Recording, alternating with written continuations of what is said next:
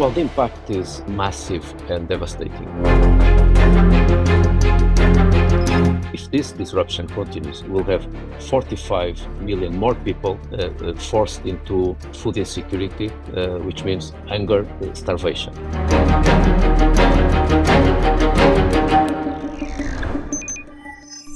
And the idea is to front-load efforts on fertilizers. We are not questioning at all, by contrary, the freedom of navigation. It's an undisputable principle that needs to be put in place.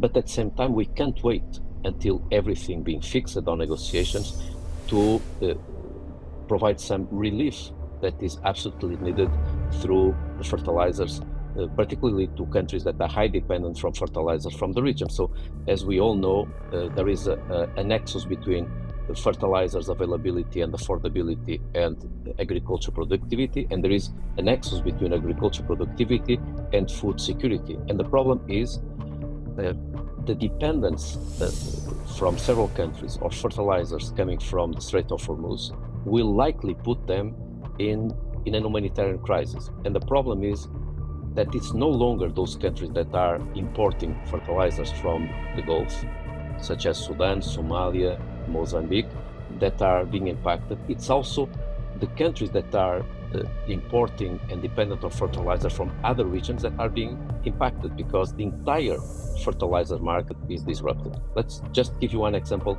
on prices. The price of urea increased 65%.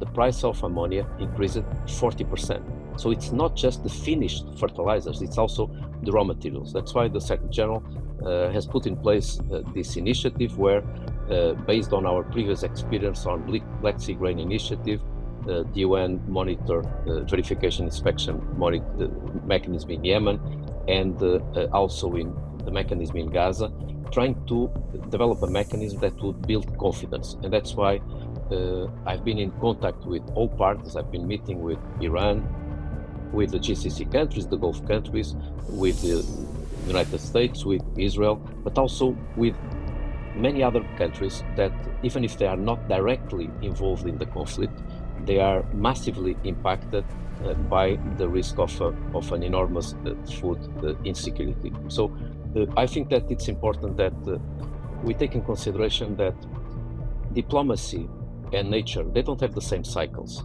I know that we are all waiting for the dialogue in Islamabad. We are all waiting for a big discussion to bring peace to the region, but we can't wait for an effort in this area of fertilizers because the planting season in many countries in Africa is from now until May. So we need to create all the conditions through this mechanism, and the UN is ready. We have done these efforts in the past. In 7 days, my team of monitors will be ready to be on the ground. But if this is only possible if there is a political deal that allows us to work. Well, the impact is massive and devastating. The World Food Programme has put some preliminary projections saying that very likely we'll get, if this disruption continues, we'll have 45 million more people forced into food insecurity, which means hunger, starvation. Unfortunately, these are impacts that are wide and last. We have to learn with what happened with the pandemic.